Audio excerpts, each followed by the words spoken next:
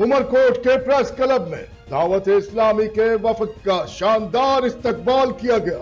اس حوالے سے تفصیلات جانتے ہیں ہم اپنے نمائندے ڈاکٹر ایم لال بھگانی سے۔ جی ڈاکٹر ایم لال بھگانی، ہمیں تفصیلات سے آگاہ کیجیے گا۔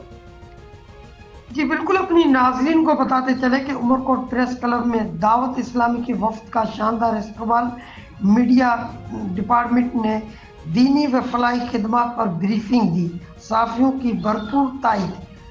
تفصیلات کے مطابق عمرکوٹ میرپورخاص سے دعوت اسلامی کی میڈیا ڈپارٹمنٹ کی ایک خصوصی وفد کا عمرکوٹ پریس کلب پر پہنچا، جہاں پریس کلب کے عہدیداران، ممبران، صحافیوں کا وفد کا پرتیاگ استقبال کیا اور اس موقع پر دعوت اسلامی میڈیا ڈپارٹمنٹ میرپورخاص ڈویژن کے ذمہ داران سید کامران اتاری اور محمد علی اتاری نے صحافی برادری کو دعوت اسلامی کی تعارف اور منشور اور ملک بھر میں جاری دینی و فلاحی خدمات کے حوالے سے تفصیلی بریفنگ دی۔